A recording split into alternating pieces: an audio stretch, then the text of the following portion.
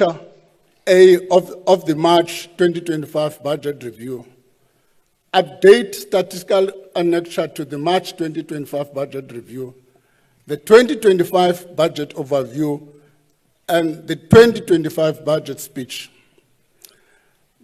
The documents tabled here today are additional to the bills previously tabled, namely the 2025 ESCOM Debt Relief Amendment Bill, the 2025 Public Sector Pension and Related Payments Bill, the 2025 Revenue Laws Amendment Bill, the 2025 Rates and Monetary Amounts and Amendment Revenue Laws Bill. Madam Speaker, before I can proceed, I must say even Dr. Kaira Mkhopa has accepted that the victory of Kaizer Chiefs is of national importance. Order, honorable members, don't divide the House. The game was a very good game. Let's not talk about the scores. Let's proceed with the budget. Madam Speaker, a national budget is not merely an accounting exercise measuring what we earn and what we spend and what we borrow as a nation. It is a reflection of the difficult trade-offs needed to balance fiscal sustainability while simultaneously addressing the developmental goals. It is unsurprising then that the increase to value-added tax proposed on March 12 created so much debate. A vital debate, no doubt, but one that also created some uncertainty. There's clarity now that will remain at 15%. The decision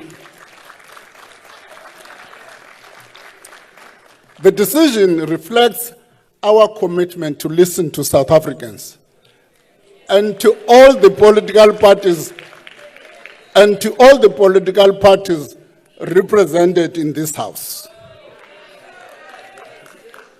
Today's budget has taken these views into account.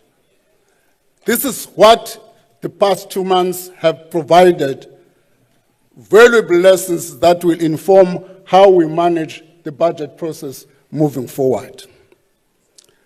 The reality, however, is that the decision to do away with the VAT increase without a viable alternative source of revenue significantly reduced our ability to fund additional government programs and projects to the extent we had deemed necessary. Nevertheless, this budget supports sustainable finances, the social wage, investment in economic growth. This is not an austerity budget. It's an expansionary budget. It increases non-interest expenditure by an average of 5.4% over 3 years. In real terms, this is a 0.8% growth. It is also a redistributed budget. It directs 61% of every rand of consolidated non-interest expenditure towards the social wage. This is money that will be spent to fund free basic services like electricity, water, education, healthcare, affordable houses, as well as social grants for those in need.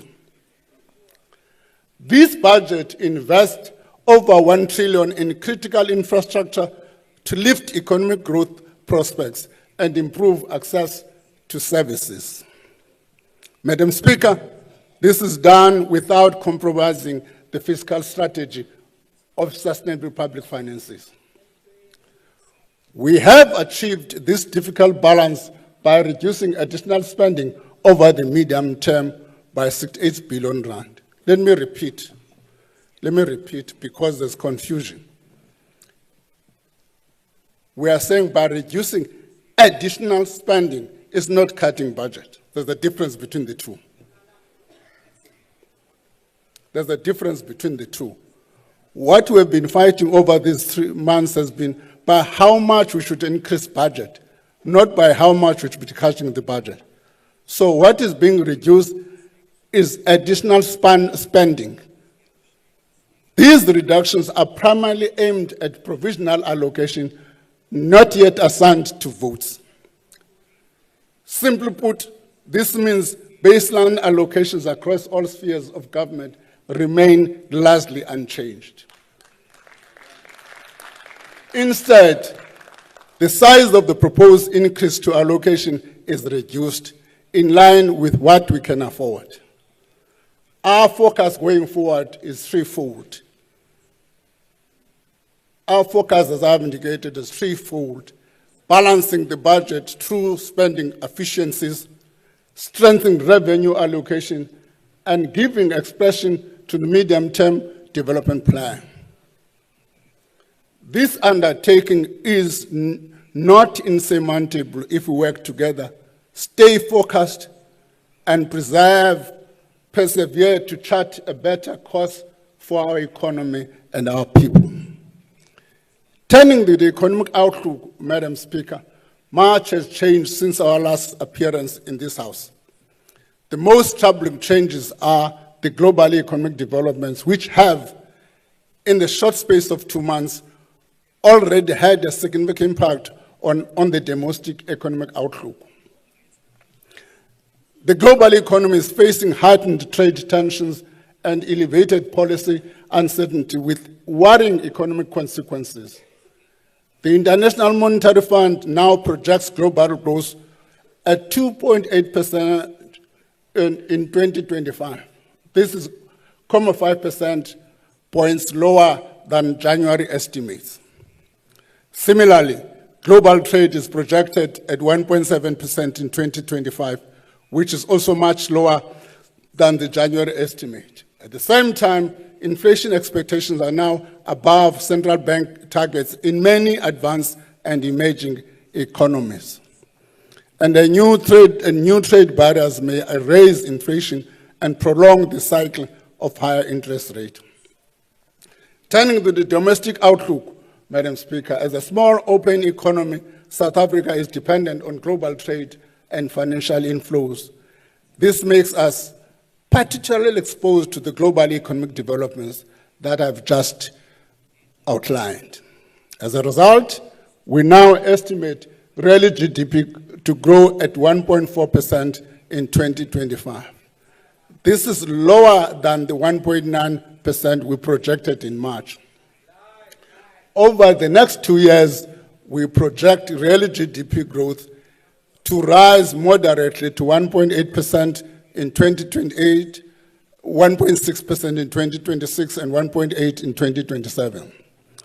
Looking further ahead, the risks to the outlook remain elevated. These include the worsening global outlook, weaker than expected growth in the fourth quarter of 2024, the persistence of logistics constraints, and higher borrowing costs. These developments are a vivid reminder that we must urgently turn the tide on our economic prospects and get our fiscal affairs in order. Faster, inclusive growth that creates jobs is the only path towards a more prosperous South Africa. Attaining this goal must be our national obsession. We have all a stake and a responsibility to work towards this goal. Honourable members, our strategy for faster growth and to shield our country from the worst impact of an increasing uncertain global environment remains anchored on 4 pillars, as we have said in the past. Maintaining macroeconomic stability, implementing structural reforms, improving state capability, and accelerating infrastructure investment. Madam Speaker, let me demonstrate how this budget reflects this strategy. First, maintaining macroeconomic stability promote low and stable inflation, and lower interest rate will enhance the country's ability to withstand external shocks. In turn, this creates a conducive environment for investment, savings, and job creation. Honourable members, prudent fiscal policy is a key component of maintaining macroeconomic stability. The balanced fiscal strategy we are presenting today reflects this. It stabilizes debt as a percentage of GDP, achieving a primary surplus, expanding infrastructure investment, and supports the social wage. In 2025-26, government debt is projected to stabilize at 77.4% of GDP. While this is 1 percentage point higher than projected in the March 12 budget, it is mainly due to lower nominal GDP. The main budget deficit decreased by 8 billion over the MTF, compared to trial estimates in March. This narrow deficit is enabled by the steady expanding primary surplus.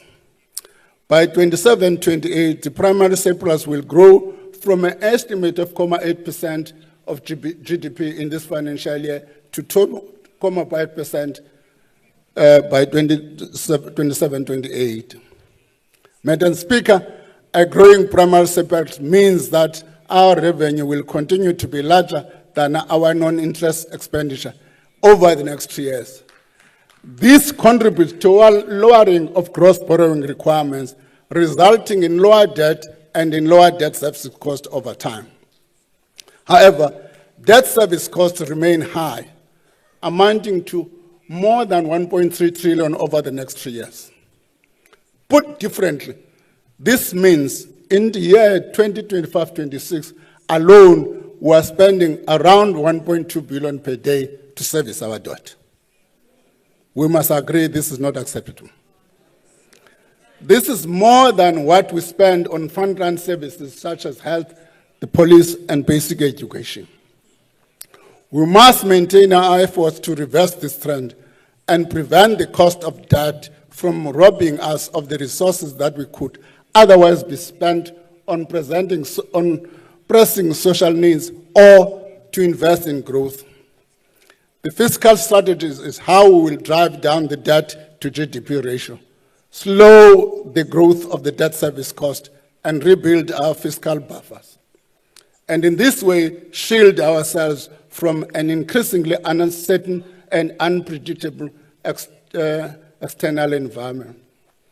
To address this persistent fiscal imbalance in the medium to long term, we have published a discussion document on fiscal anchors. The consultation with a range of stakeholders and experts on this paper are ongoing.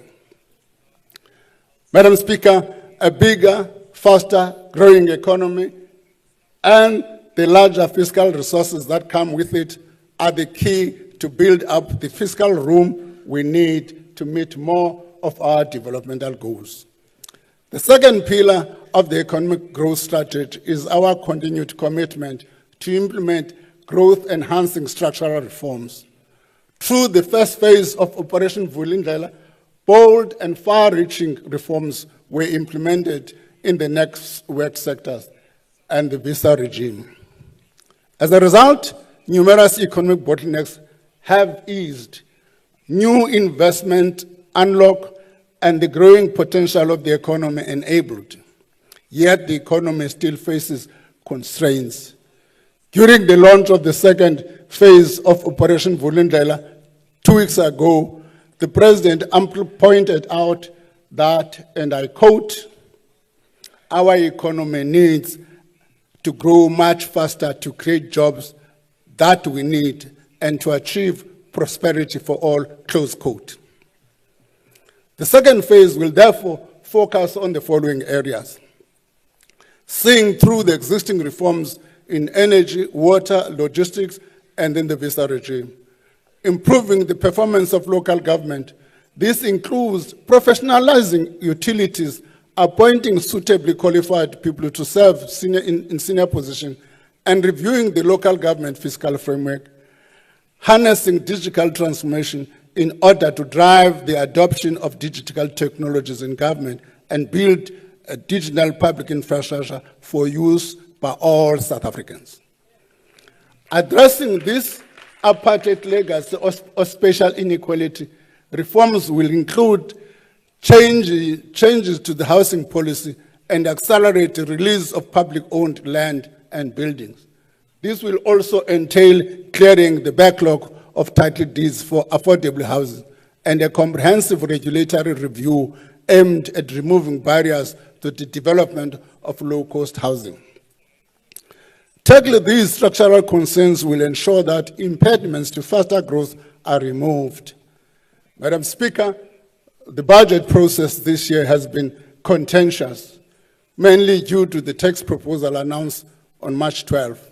I want to assure the public and this House that the aim of the March 12 budget was to balance the necessity of growing the economy with the equally urgent need to repair and rebuild public finances.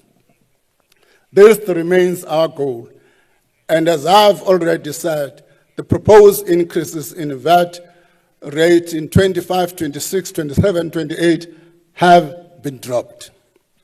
As a result, the expansion of the zero-rated basket, which was included to cushion poorer households from VAT rate increase, falls away. Madam Speaker, compared to March estimates, tax revenue projections have been revised down by 61.9 billion over the 3 years.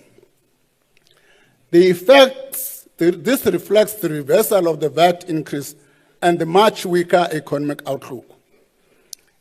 In this difficult environment, it remains vital that we still take actions to increase revenue to protect and bolster frontline services, while expanding infrastructure investment to drive economic activity. To this end, the budget proposes an inflation-linked increase to the general fuel levy. For the 2025-26 fiscal year, this will only new tax proposal that I'm announcing. This is the first fuel levy increase in 3 years. It means from the 4th of June this year, the general fuel levy will increase by 16 cents per litre and 15 cents per litre of diesel. Unfortunately, this tax measure alone will not close the fiscal gap over the medium term. The 2026 budget, therefore, need to propose new tax measures. I repeat, the 2026 budget will therefore need to propose new tax measures aimed at raising 20 billion rand. We have allocated an additional 7.5 billion over the medium term to increase the effectiveness of the South African revenue services in collecting more revenue. Part of this allocation will be used to increase collection from debts owed to the fiscus.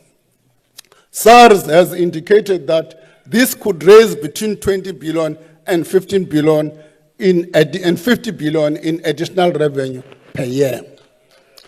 Another part of the additional allocation to SARS will be used to improve modernization.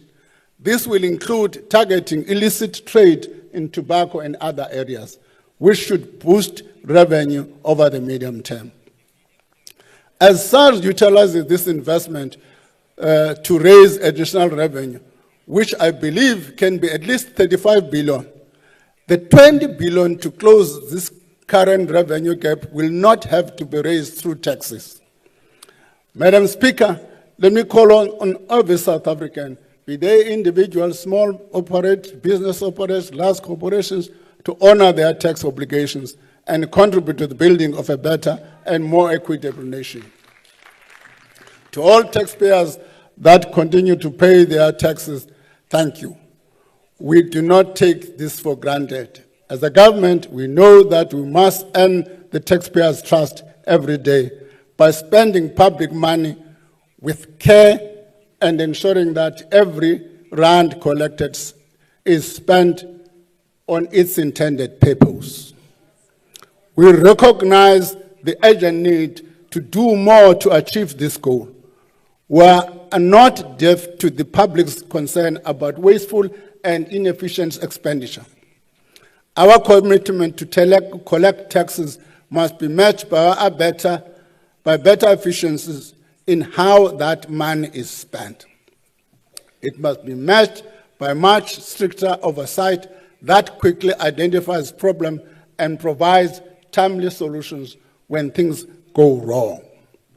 Honorable Speaker, members of Parliament and fellow South Africans, before I continue, allow me a moment to share with you an open letter from a young medical student, Sarah Stein from the University of Cape Town. I've read and reread this letter since it was published on the 7th of May. The extract of the letter I want to share may be disturbing to some, but perhaps familiar to many of you, too many. The situation this young doctor describes of the state of public hospitals and the emotional toll of working day after day without the basic resources necessary to help people in need in the heartbreaking reality that this budget hopes to address. It is the reality that all of our efforts as political parties and as government must concern with, above all else. Part of this letter reads, and I quote, "Working in a public hospital with a way too few resources punches you in the gut every day. It is not just the trauma of seeing your patients die. It is having no gloves in a delivery room, no alcohol swabs to clean wounds, and knowing that nurses stop at the shop on the way to work to buy their own gloves and masks because the clinic has run out of it. Where waiting time for a scan are months long and surgery delays needlessly let disease progress to the point of being inoperable. It is the limited beds in high care that mean doctors are regularly forced to decide whose life is worth saving more because there's only one space for one," close quote. Madam Speaker, it is for this reason that the budget maintains the expenditure trajectory presented in the March 12th budget. Addressing these persistent spending pressures to restore critical frontline services and invest in infrastructure is critical for improving access to basic services and lifting economic prospects. As a result, total allocated spending, excluding interest, will amount to 6.69 trillion over the medium term. There is also proposed additional spending of 180 billion rand this over the medium term. This is lower than the 232 billion proposed during the March 12th budget. Let me repeat this point. What that sentence means is that on the 12th of March, we proposed to increase the budget by 232 billion. In the current budget, we're still increasing, but with a lesser amount, 180 billion rand. A breakdown of the sector allocation is as follows. The provisional education sector baseline over the 2025 MTF is 104 trillion, and 9.5 billion will be added over the medium term to keep the teachers in the classroom and hire more staff. And an additional 10 billion has been added to the baseline as announced during the March 12th budget to expand access to early education childhood, and is kept unchanged. This will increase early childhood development subsidy from 17 rand per child to per day to 24 rand.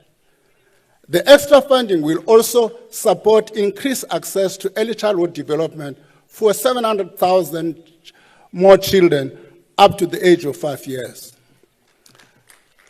The provincial health budget is 845 billion over the medium term. This budget will be increased by 20.8 billion over the 3 years to employ 800 post-community service doctors and essential goods and services, and the reduction of accruals. This increase will also assist the sector in addressing personal budget pressures.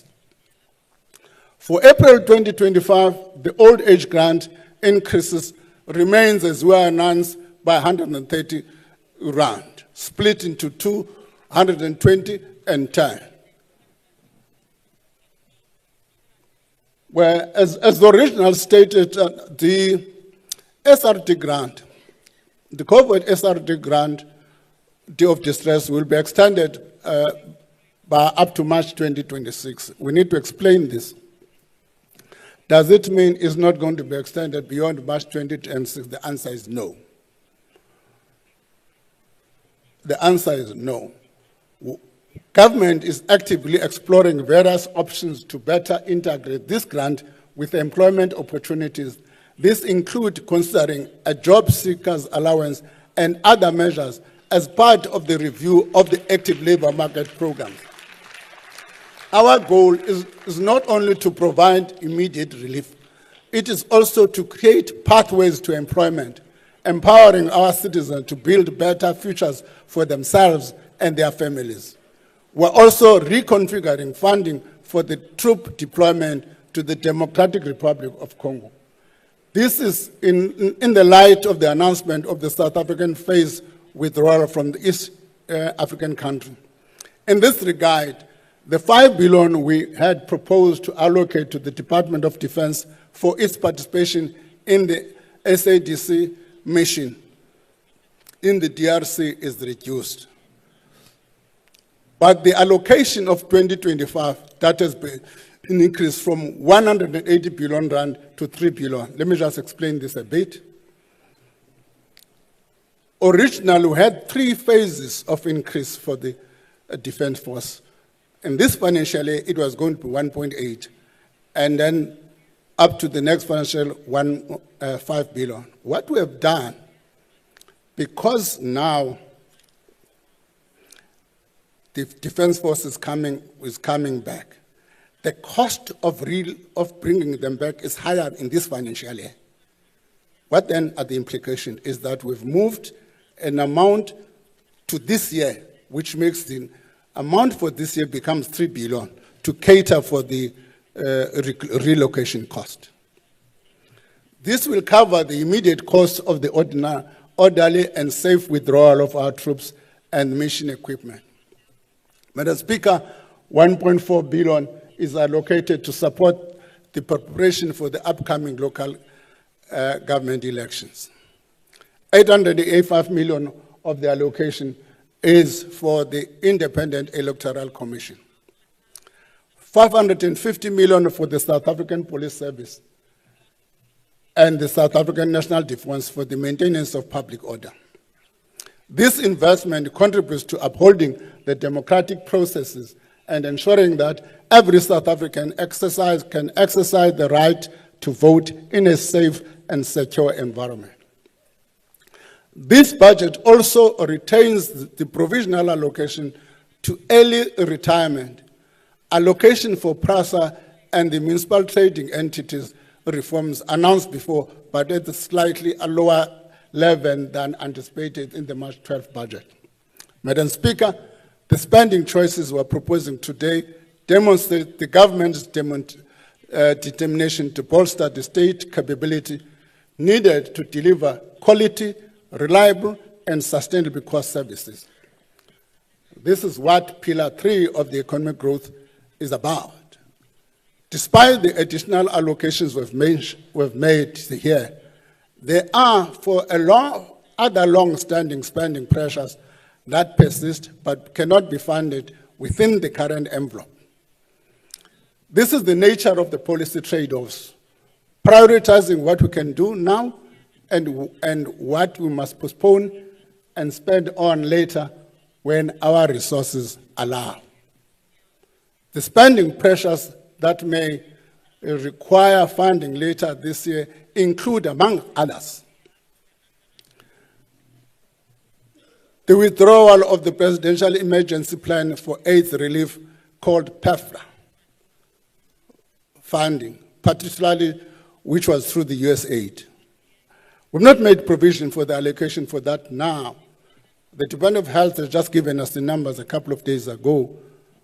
Once the resources allow, we'll deal with this matter.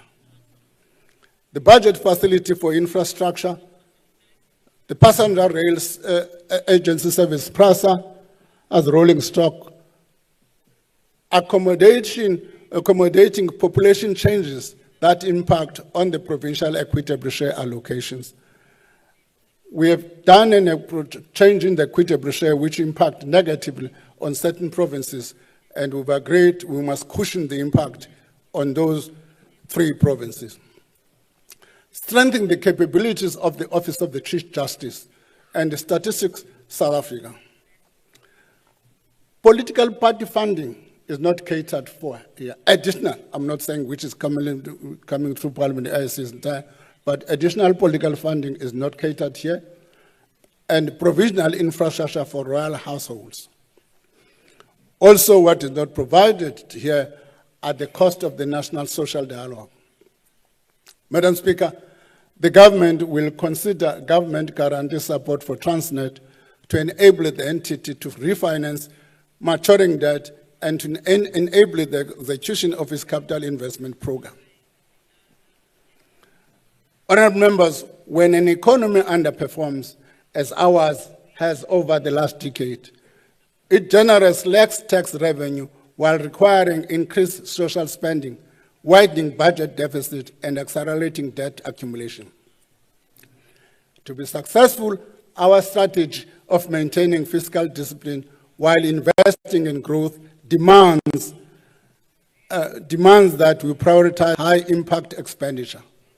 These are expenditures that deliver economic returns while eliminating inefficiencies, waste, and leakages that too often plague the government spending. To tackle this, the National Treasury is undertaking expenditure reviews looking at more than 300 billion in government spending since 2013, with the aim of identifying duplication, waste, and inefficiencies. We found potential savings of about 37.5 billion over the time through improved oversight and political changes through these reviews, operational changes. Going forward, underperforming programs will be closed as the 2026 MTF budget process undergoes redesign. New reforms will target infrastructure planning and implementation across provinces and municipalities. A data-driven approach to detecting payroll irregularities will also replace the most costly method of using the census.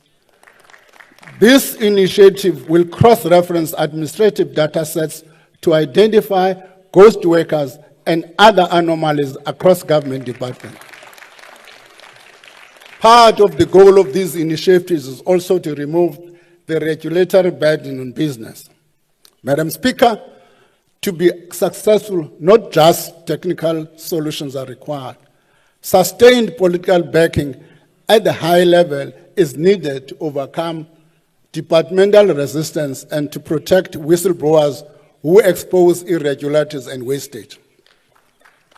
I'm happy to say that this political backing has already come from the President, Cyril Ramaphosa, Deputy President Paul Mashatile, as well as my cabinet colleagues. Just to stop, I was impressed with the discussion in cabinet on the 14th of this month. With no exceptions, all my cabinet colleagues backed the measures that I'm talking about today. Thank you, colleagues, for that.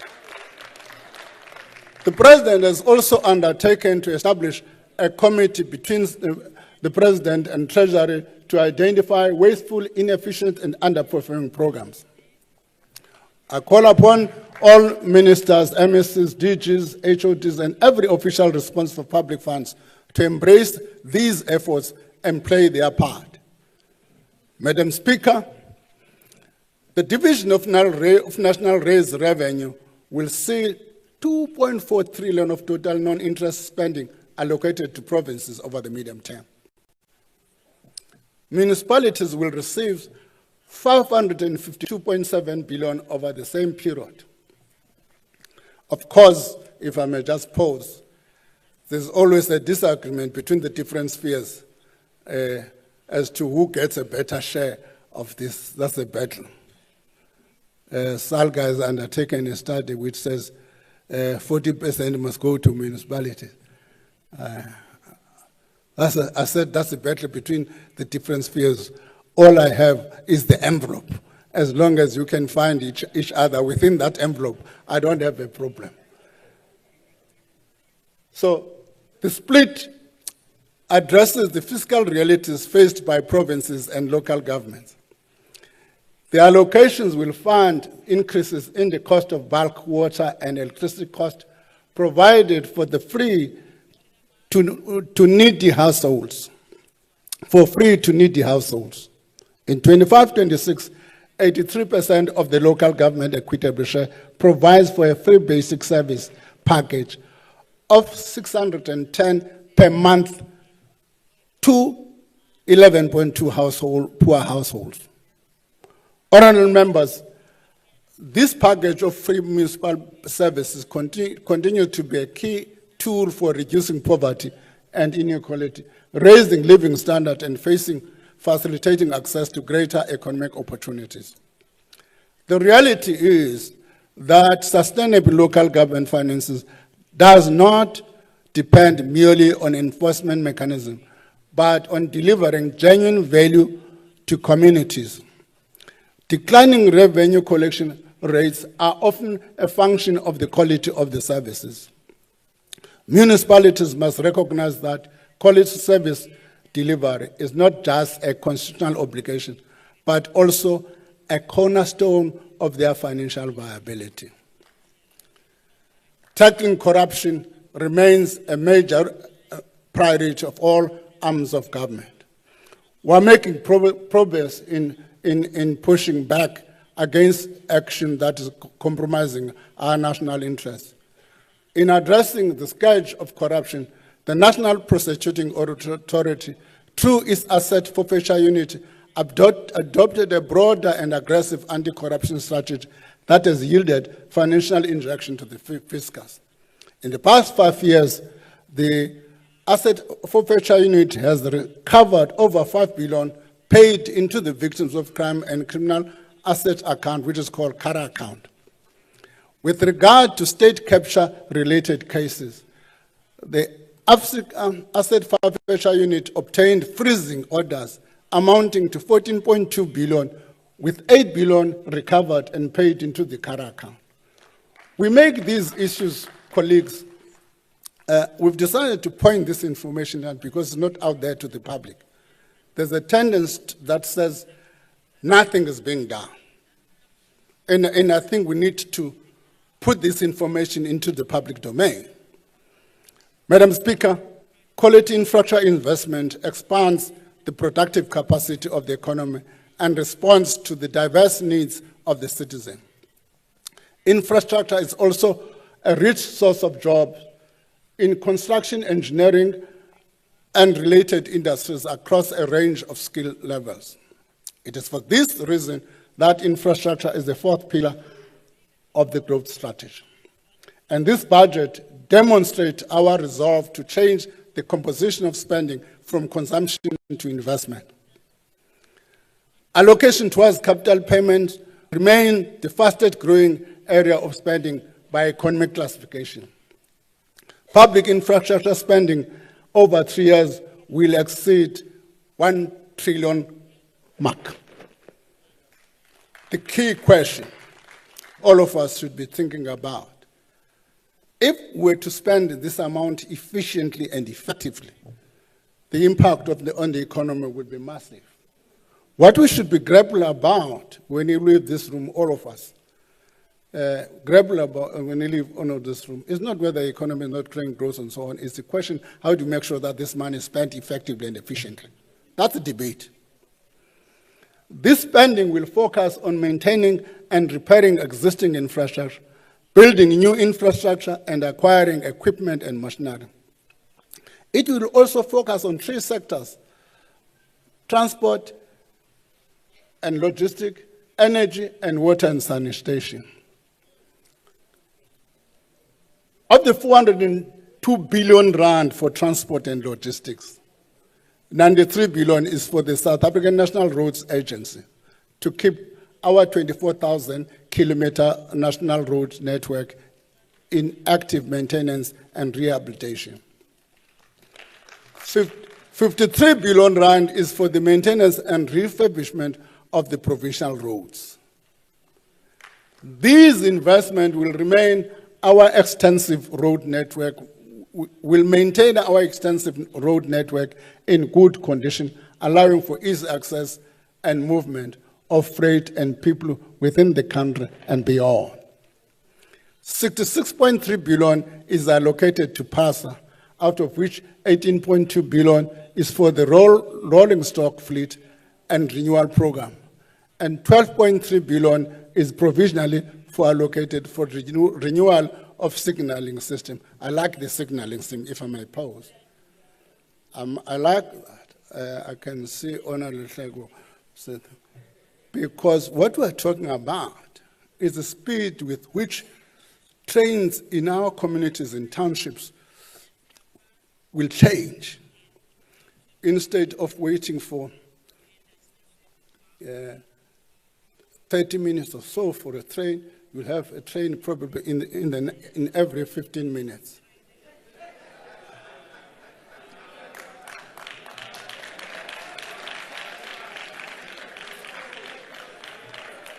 You know, the EFF colleagues remind me of the time when cell phones were introduced. I was still in COSATU, so Jayandra Knight would come to us, he was in the negotiations, would come to us and tell us about what the cell phone is going to do. If you are in the veld, you're going to take this thing from your banklet in rural areas. I said, hey, how can this be possible? This is going to happen, is not a tale.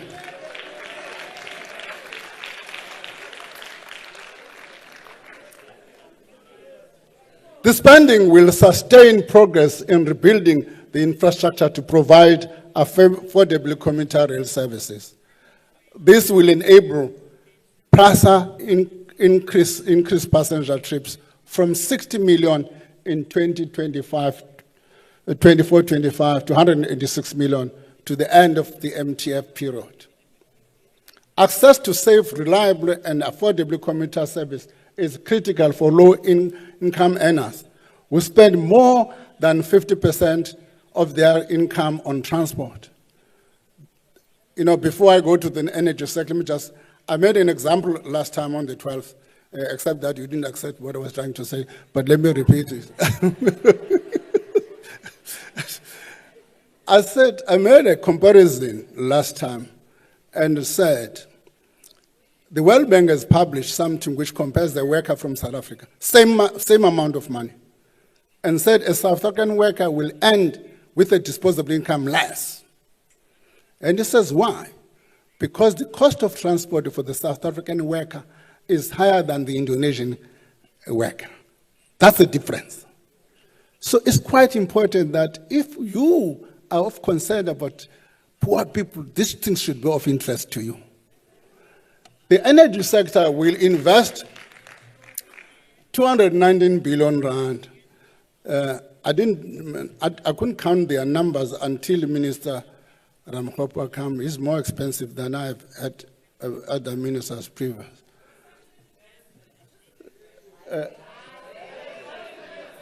Order, honorable members. Let's allow minister to continue. I'm old enough for him, so it's not a problem. So the 219 billion on strengthening the electricity supply network from generation to transmission and distribution. This includes investment in renewable energy projects which continue to contribute to stabilizing the power supply resulting in reduced load shedding. Efforts to connect more renewable energy projects to the grid and expanding the transmission network through a multi-line transmission package remain on track. The water sanitation sector will spend 156.3 billion on expanding our water resources and service infrastructure, including dams, bulk infrastructure, service mines, factories, and farms. Honourable members, maintenance is important to prolong the life of our infrastructure assets, in addition to ensuring that infrastructure services are reliable and not unnecessarily interrupted. This is the reason our budget emphasizes the aspect of, in addition to building new infrastructure, to further support infrastructure delivery and improve spending efficiencies, the National Treasury continue to implement reforms that will facilitate greater private sector participation in the public infrastructure. The new regulations from public-private partnership were gazetted earlier this year and will take effect next month. These will reduce the procedural complexity of undertaking PPPs, increasing the deal flow and allowing government to leverage its limited resources to fast-track infrastructure provision. The National Treasury has developed enabling guidelines and framework to support the new guide regulation. Specifically, the unsolicited proposals framework will create clear rules for managing proposals from the private sector, and the framework for fiscal commitments and contingent liabilities will strengthen fiscal risk governance. These regulations and frameworks will be published in the next few weeks. The recently established private sector participation unit of the Department of Transport and Transnet are making progress in engaging the market on PSP's project. The PSPs will resolve and improve some of the critical logistic bottlenecks. Win the elections first.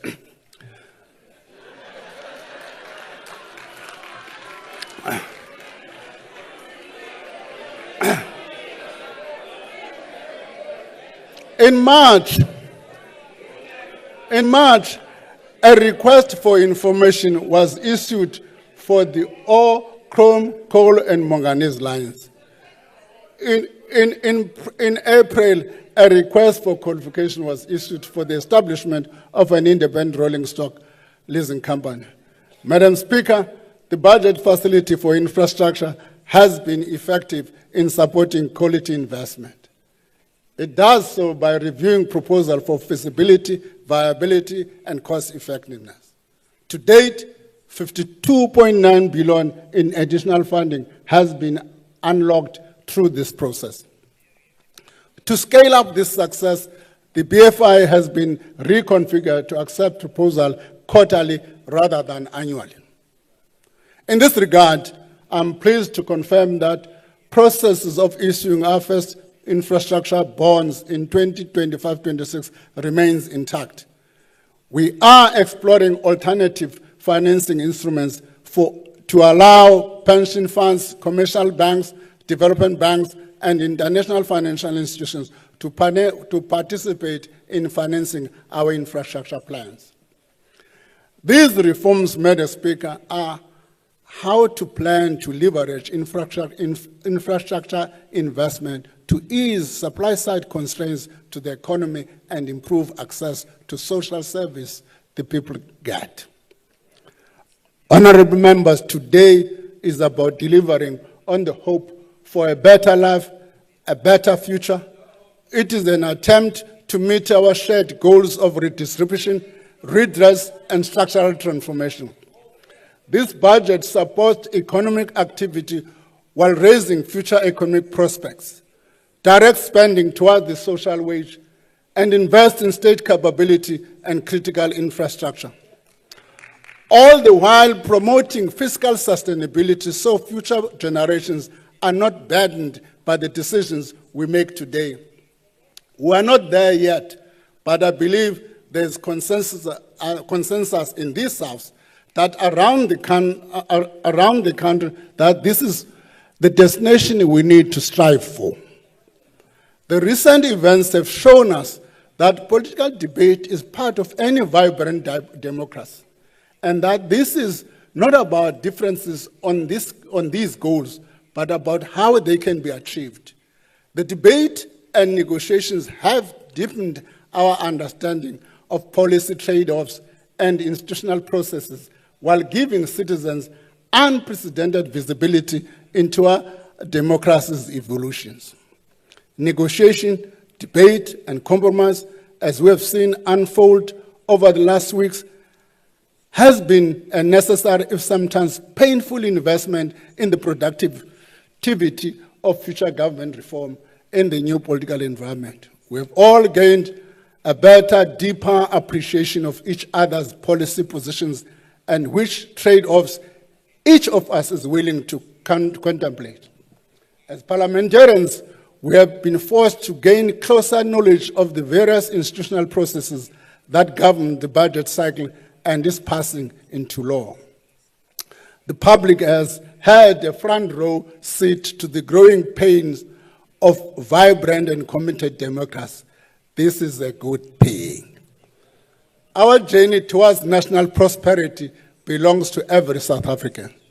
Speaker, as I close, allow me to express my gratitude to the President, Deputy President, who are not with us today, and I forgot in my salutation to greet the acting president,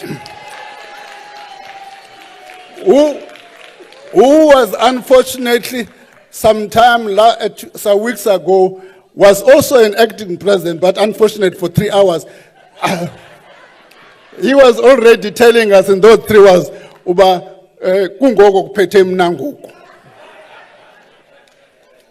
he was in my office this morning. He was suspicious. He was promising to do some reshuffle. So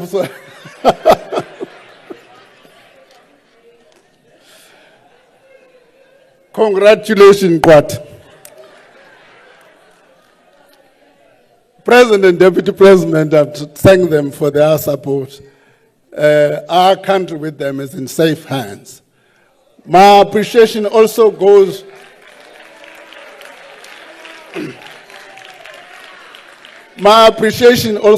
to my 2 deputy finance ministers and the National Treasury team led by the Director General, Dr. Peterson. They have all helped to shape tremendous workload. As they say, many hands make a light work.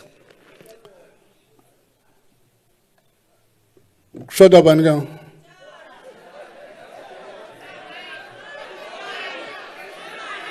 Order. Before that, thank you to the Commissioner of the South African Revenue Services, the Governor of the South African Reserve Bank, and also thanks you to the Financial and Fiscal Commission for their support. Thank you. And my cabinet colleagues. And inkosikazi yasemachaweni, unkosikazi wam, ichoke iguqele kaChalbonge kwekwengu. Thank you, Minister. Order, honorable members. The papers tabled by the Minister will be referred. Order.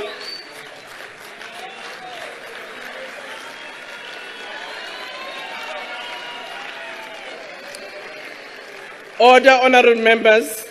The papers tabled by the Minister will be referred to the relevant committees. I request members to stand and wait for the presiding officer and the maids to leave the chamber. Order. Order, honorable members. The House has not been adjourned. Order.